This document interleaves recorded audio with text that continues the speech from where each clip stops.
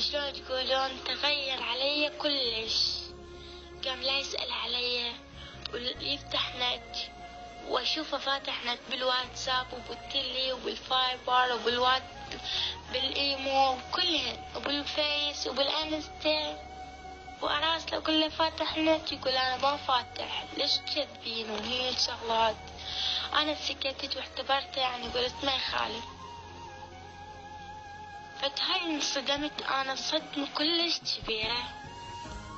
قضيت اختي وهي نايمة تراسل بي، يعني انا سكتت وما قلت يا ولا جبت حرف.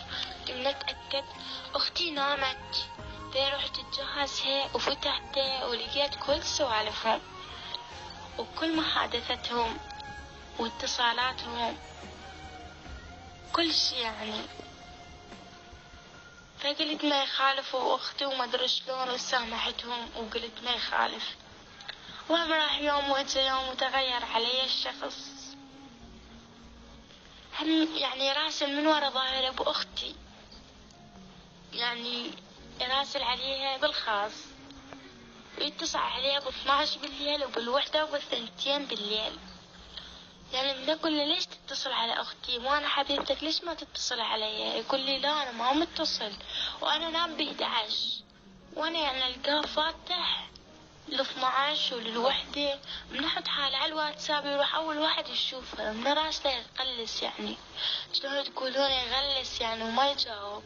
اراسله يصك النت بعد ربع ساعة ويجاوب.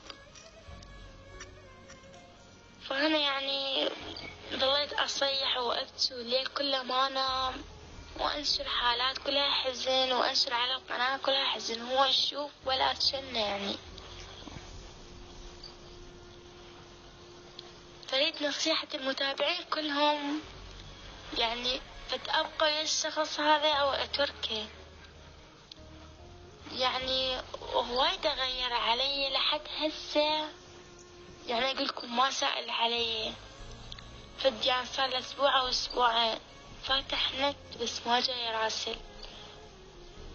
يعني أنا كلش تعبت، يعني لقيت أختي تراسل بي ولقيت يعني مكالمات يعني كلش انصدمت أنا بأختي وحكيت لها وكل القصة قلت لها. قالت لا أنا ما مسوية